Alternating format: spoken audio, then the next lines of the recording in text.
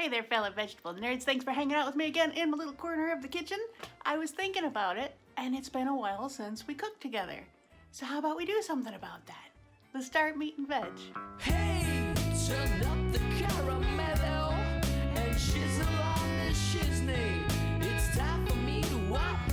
Let me introduce myself. I'm Gino Burrito. My pants are made of leather. I find it hard to concentrate. So I'm really excited about what we're making today. I have this cool new book that my friend Sabu gave to me. This is the first of the cookbooks that were gifted to me from friends. I have another couple cookbooks to show you that were gifted to me from another friend.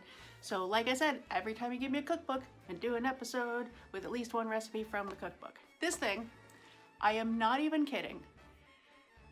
This thing is one of my new favorite cookbooks, okay? This is the Indian Instant Pot Cookbook. I hope I don't mess up her name. I apologize if I do. The author's name is Urvashi Pitre? P-I-T-R-E. I should have looked that up. I apologize. This book is so flippin' cool. It is easy to use. Most of the recipes are pretty fast. It's really well laid out. It gives you the opportunity to play with some new flavors and some new ways of cooking and ways of using spices that you might not be familiar with, but it's not overly complicated, but it's not too simplistic either. You can go too far in that direction. I have seen things where they're like, oh, make easy pad thai, and it's like, start with ketchup, and it's like, what? It's not dumbed down. Like, you're gonna get full, beautiful flavors from this. I have made, let me think, 4 or 5 different things from this book now, and some of them multiple times. I got this, my friend Sabu sent this to me from Canada, and I got it around Christmas. It is now February 11th? I don't know where I am in space or time, but it is February, early February, and I have made the chicken biryani 6 times. I've made the butter chicken 3 times. These are good recipes. So what are we gonna make today? We're gonna make something called Palak Paneer. A lot of people, I think, in the United States are not that familiar with Indian food and Indian cooking.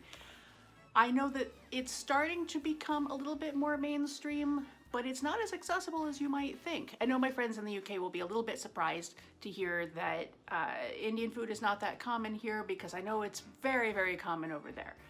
There's some historical reasons for that I won't get into.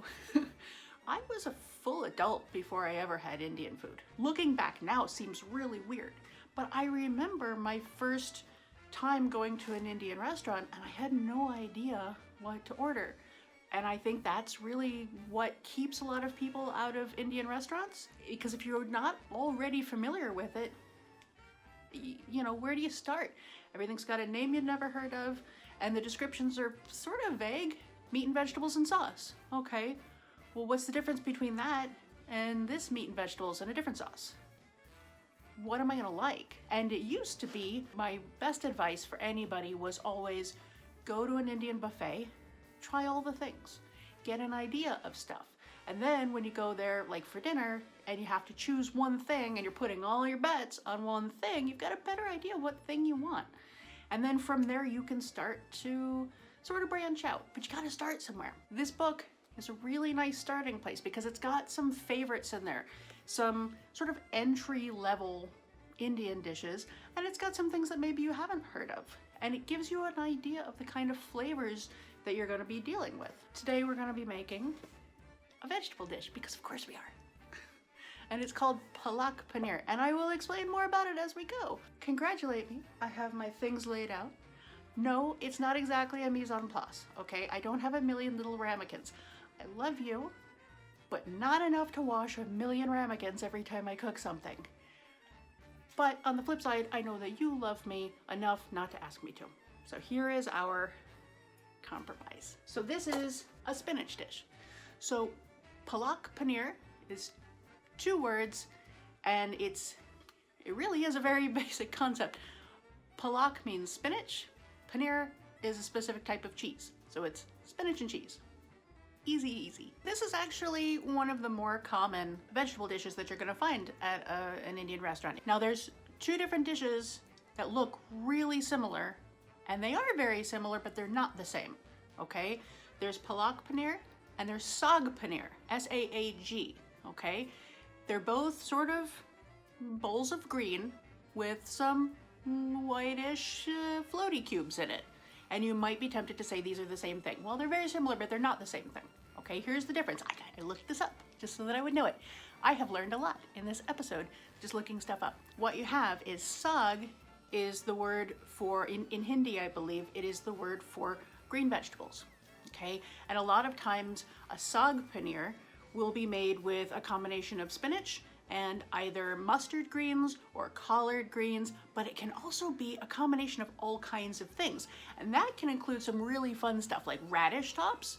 If you bought some radishes and they have the tops on them, this is a nice way to use them up. If you tried some mustard greens, because I told you they were yummy, and you're like, now I have mustard greens, what do I do with them? You can make saag paneer with them, but also things like fenugreek leaves and some things that I hadn't even heard of because they probably don't grow around here, or maybe they could grow around here, but people don't know that they want them because they haven't had them. It's a combination of green things. But palak is a type of saag. It is specifically spinach, okay? So this is a specifically spinach dish. I did some reading and I was like, well, okay, but is that the only difference? Apparently it's not.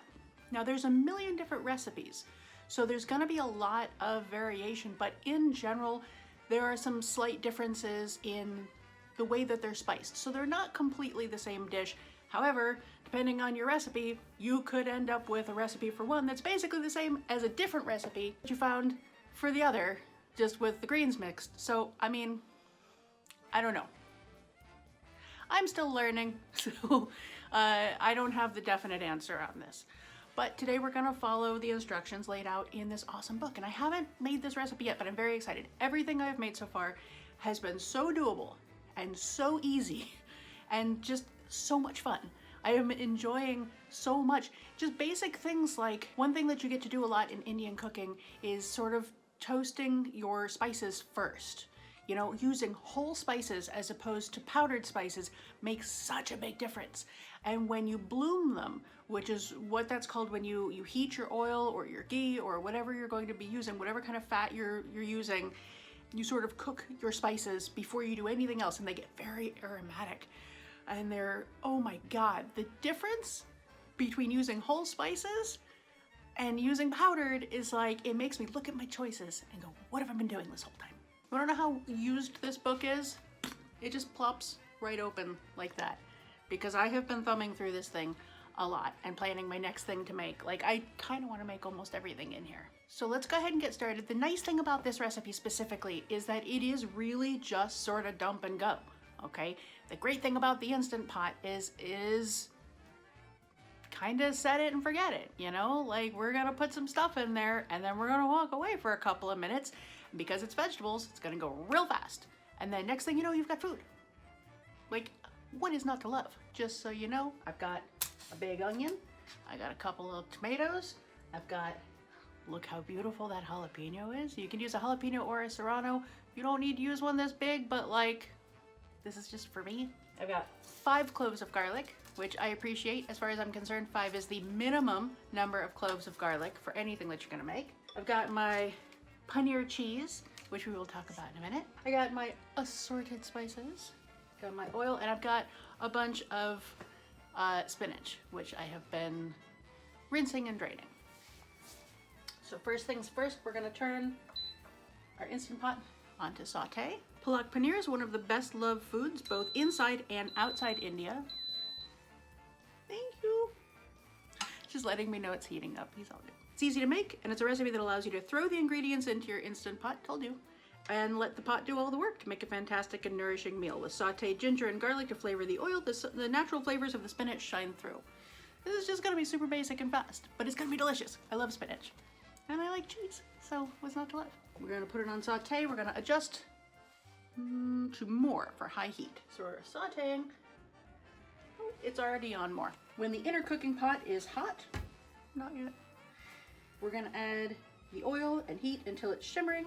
Then we're gonna add our garlic, ginger, and chili and saute for 1 minute. Okay, so while that's heating,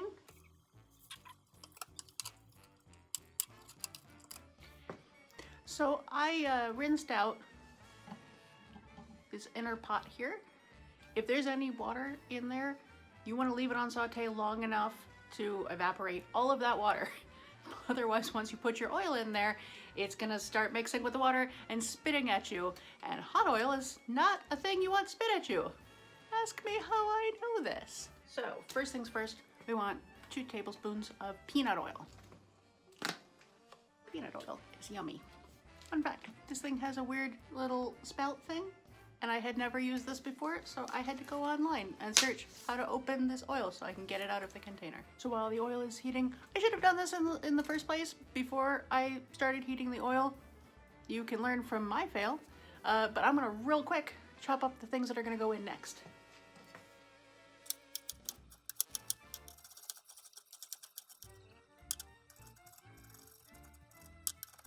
A few moments later. So the oil is almost hot enough. I've got my garlic and my jalapeno chopped. So I want to make a comment about the jalapeno. I know that one thing that's made some people a little bit leery about Indian food is the assumption that it's all going to be very spicy. This is not the case, okay? And this dish specifically is not generally a spicy dish. I've never had it be spicy anywhere. It's generally really mild. The jalapeno is going to be in there for flavor. And I am assuming that they're probably thinking of a smaller jalapeno. I just happen to have these great big bodacious jalapenos, and I don't mind if it's extra spicy. Now, you can take the seeds out.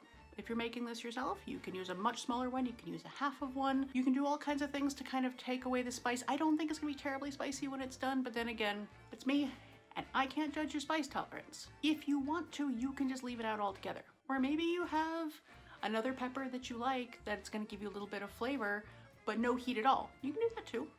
You know, play around with it. This is your kitchen. You're making this food for you, okay? It's just gotta make you happy and nobody else. Once our oil is shimmering, it's pretty shimmery, we're gonna dump in our garlic and our jalapenos.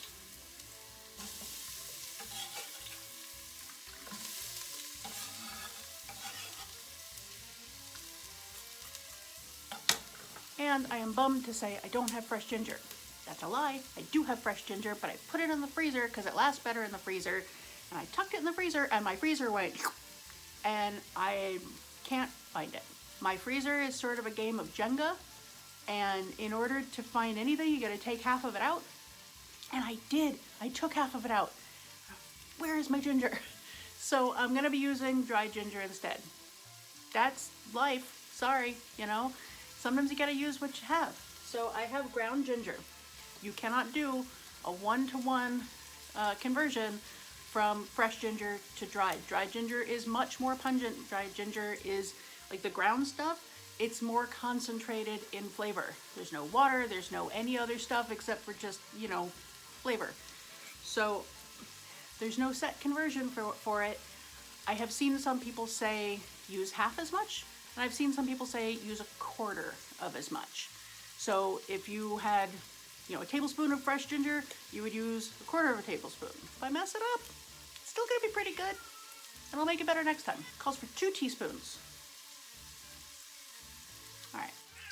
You don't want this, Stella. So it should be, if I was doing a quarter, it'd be about a half a teaspoon. I'm gonna do just a little bit more than half. While that's cooking, and I should have done this beforehand, but I didn't, but it's too late, so this train is rolling. So let's get moving. I'm gonna cut my onion.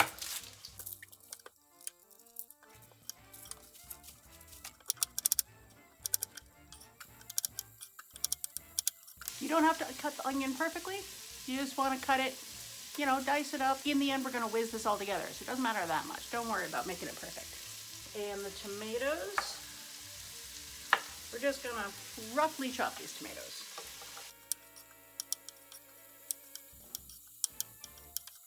And our spinach goes in.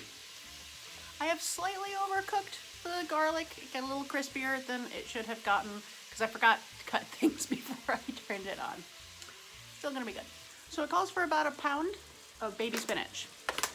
But I have 10 ounces of baby spinach, which is not a pound. So I have some full-grown spinach. Some mature adult spinach. And here's my adult spinach. I've got 10. I need 6 more ounces. This is probably more than that, but You know, you almost can't overdo it with spinach. Spinach is kind of like cotton candy. It's the cotton candy of the vegetable world. And I'm sorry that that sets you up for a very unrealistic expectation flavor-wise, but as far as the size and what happens to it, it's kind of accurate. Because you're gonna start with this bowl, and then you cook it, and you're gonna get a little tiny thing. Fun fact, things keep falling over. And every time they fall over, they hit the light. And they try and pull the light down, and the light turns itself off. And then I have to climb over stuff to fix the light, and I'm a little frustrated. It looks like a lot. It looks pretty full. It's not gonna stay that way, don't you worry. We're also gonna wanna add 2 teaspoons of cumin. For this we want dried and powdered. A half a teaspoon of cayenne pepper, because it is me, and I know what I'm about, son. I have this fancy stuff, this red chili powder. It's a little extra spicy. It's got a nice little kick to it. Teaspoon, in you go. This stuff, by the way, so good on deviled eggs. We want a teaspoon of ground turmeric. We want a teaspoon of salt. And then we want 2 teaspoons of garam masala. Now, this book actually has a recipe in it where you can make your own garam masala, and that's what this is. Have a cup of water. You can already see how much that has gone down in volume. It's gonna go more. Now we're gonna lock our lid into place.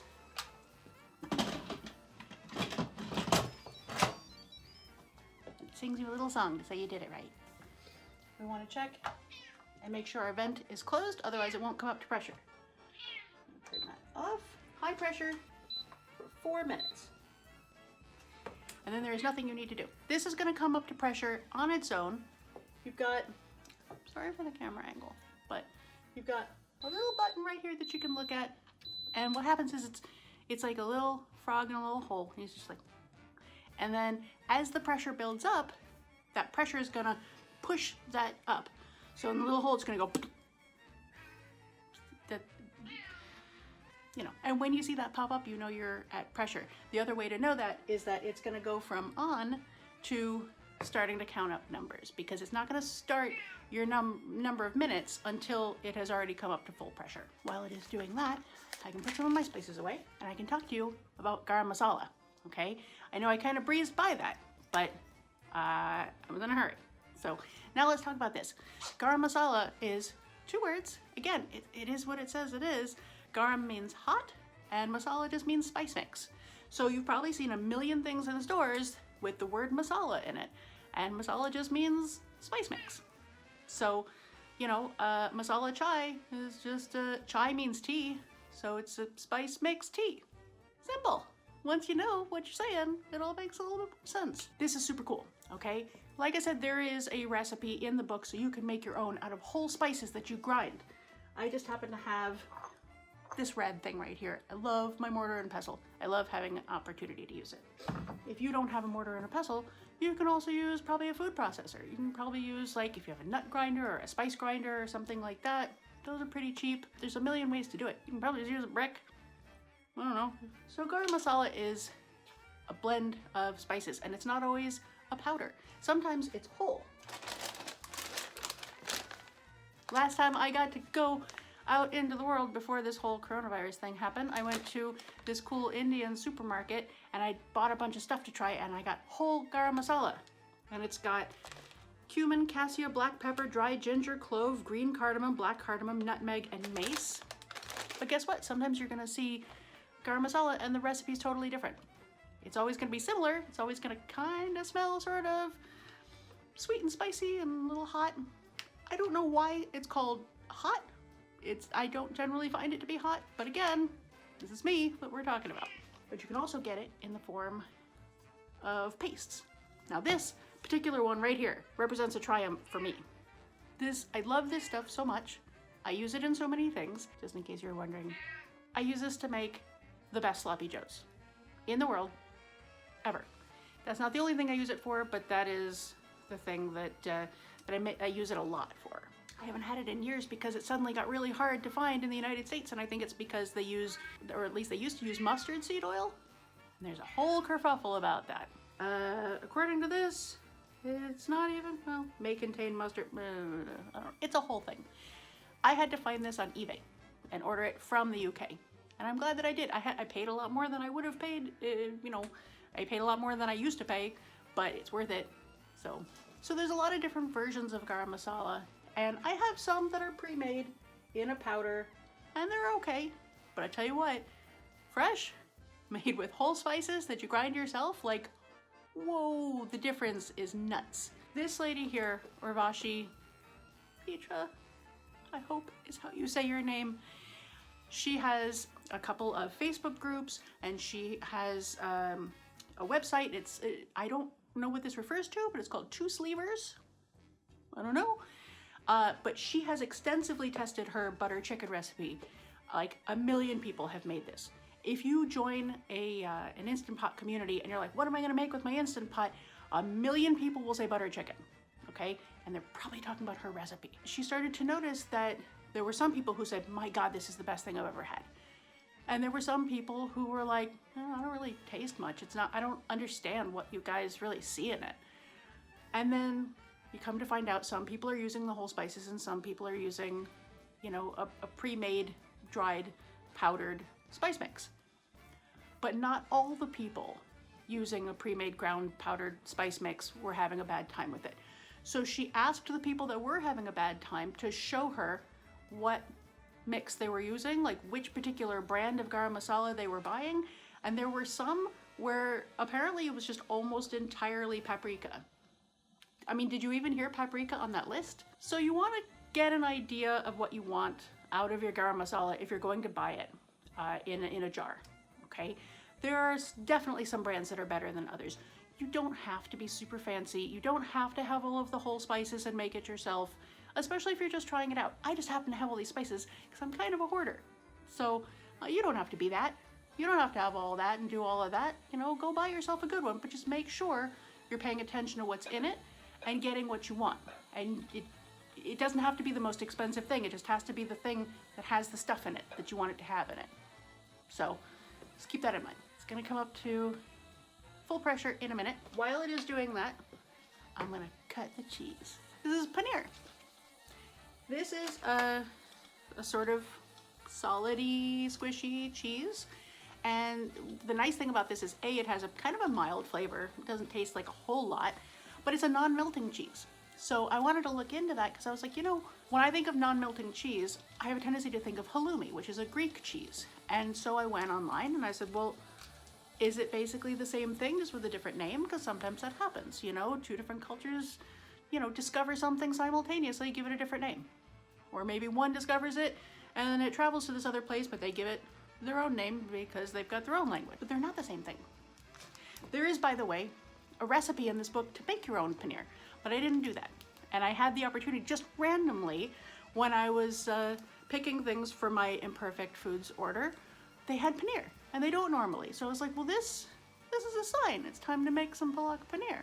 So the main difference between this and halloumi, which I found really interesting, is that this is made with, milk and some kind of acid. And that's what helps it form into curds. And apparently the really high acidity, yeah, you can kind of smell the acid. That's so weird. Okay, the really high acidity is what keeps it from melting. But halloumi is a specifically low or no acid cheese, and it's the lack of acid that keeps it from melting. So apparently there's just like a sweet spot. And if you're too far this way or too far that way, your cheese isn't gonna melt. But you gotta be right in the middle to get melted cheese. That's pretty sweet. And the nice thing about that is that, there's no wrong cheese. If you get the pH wrong on your cheese, you just have a different type of cheese and you just use it for different things. Let's just say that you don't eat cheese for one reason or another. Maybe you're lactose intolerant, maybe you're a vegan. All of these things are fine. You can use extra firm tofu cut into cubes. It's not exactly the same. No, of course it isn't. But just because you don't eat cheese doesn't mean you don't get to have nice things. It's a close enough approximation that you can sort of do it. Or you can just make it as is and not have anything approximating cheese. That's fine. You can do whatever you want to. But it is an option. So I'm gonna cut this into some cubes.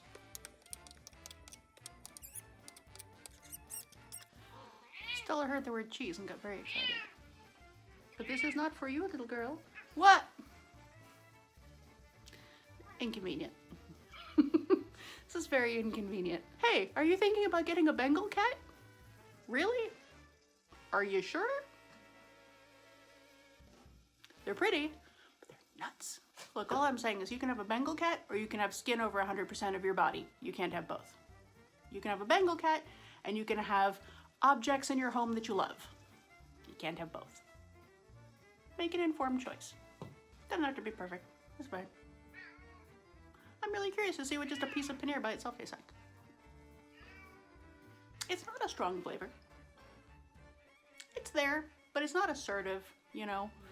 It's certainly not a Stilton, you know. It's not even a cheddar. So we have 1 minute left. When it hits 0, it's gonna do a little song, and then we'll know that it is time. It is done. There's 2 things to do with an Instant Pot. It's either going to be a quick release, or it's gonna be a natural release, which is where you just let it release its pressure slowly on its own, or you just hit the button and it goes psh. So this guy here, quick release, yay! All right, so as soon as the cooking is, cooking is complete. Here's what you don't do. You don't just try and open the lid. However, if you are afraid of the Instant Pot, because we all grew up with Looney Tunes and we all grew up with cartoons where people use a pressure cooker and it explodes on them, guess what? Welcome to the 21st century. You're not gonna be able to open this lid. If there's still pressure, it's not gonna let you open it, okay? It's smarter than we are. So what we're gonna do is take this from closed to open. Don't put your hand right in it. Oh, something back there was a little hot. Be careful while you're doing this. You're not gonna hurt yourself real bad, but like, don't hurt yourself at all. Yeah!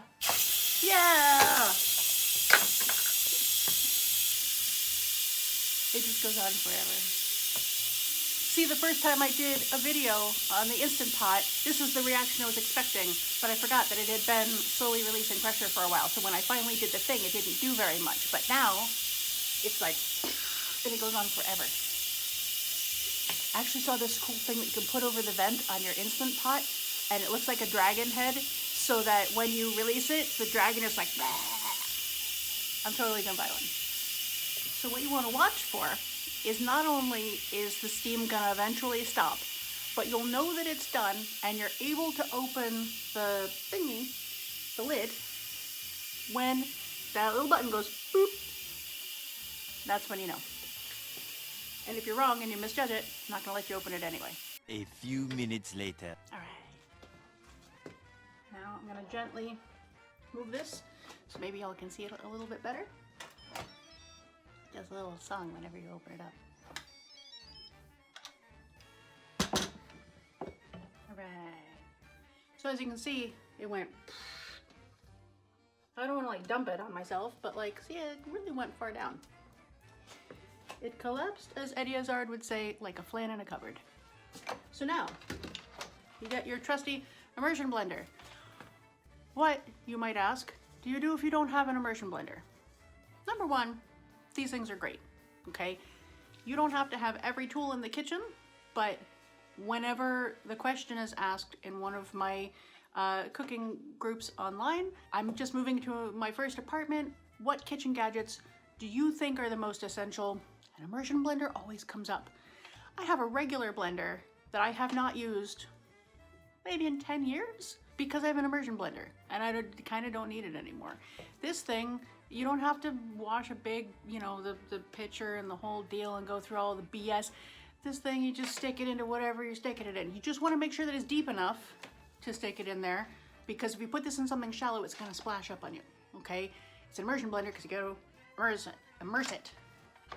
This guy here, by the way, I'm pretty sure I got as a wedding present. And my 19th wedding anniversary just passed last week on February 3rd. So they last. I mean, this was not an expensive thing, I'm sure. Very appreciated, though. That is not a dig against whoever gave this to me. I don't remember who gave it to me, but it's clearly very appreciated. Whatever they paid for it, it was worth it because it lasted forever, and I love this thing. So what we're gonna do, we're gonna take this in here and we're gonna whiz it up. okay? Now, according to this, using an immersion blender, puree the mixture to the consistency you prefer. Either a very smooth puree or one with some bits left whole. You'll probably have to tilt the pot a little to get the blender to rotate properly. In my experience, you probably want to tilt it a little bit very carefully just to make sure that you have a deep enough immersion to keep from splashing yourself. I did once before do a recipe, not from this book, but from something else, where they were like, oh yeah, take your immersion blender, but there wasn't enough liquid in the recipe, and so I put it in there and it just went, and it was bad because it was hot. That's not fun.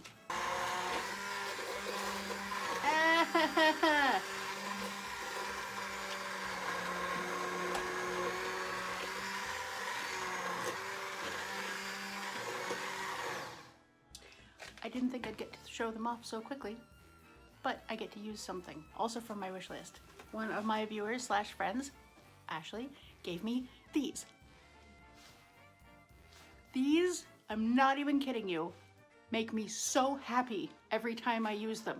Not only do they look like kitty paws, but also, blam, surprise picture of like this little cat with a cape with a skull and crossbones on it, and he's got a fish, and I don't know if that fish, this just has a suggestion to me of Elvis, like he's singing into this fish, and there's little hair and everything. He's got a little cape like Elvis did, which is kind of funny because Brian's Twitch handle and his handle on a lot of things is Dead Elvis.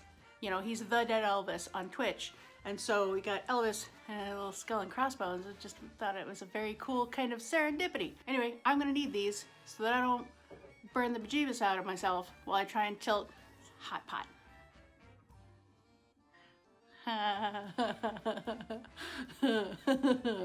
I just love these. Oh, look how nice it is to not burn myself. A little longer than a few minutes later.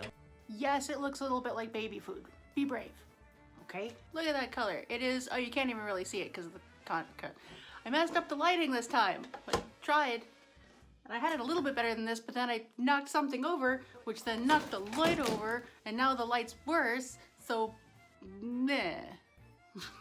So next, gently mix in your paneer. Just ploppity ploppity plop. Yeah, it looks a little funky, but sometimes good things do. Moment of truth. You get a nice chunk of my paneer right in here.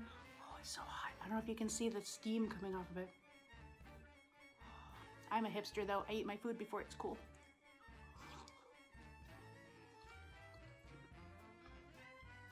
That is spicy.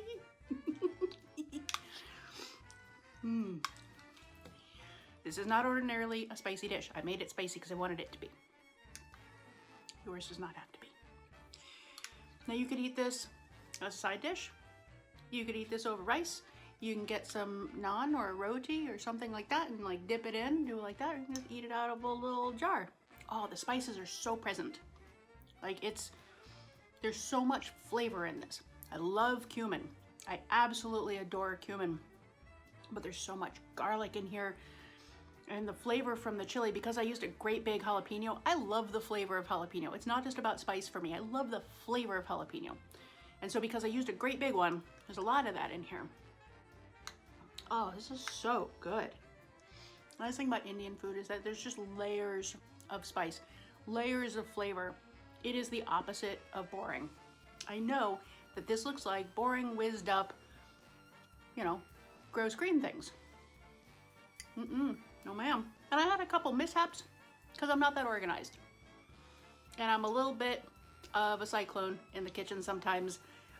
You should see everything on that side of the room. No, you shouldn't, which is why the camera's faced this way.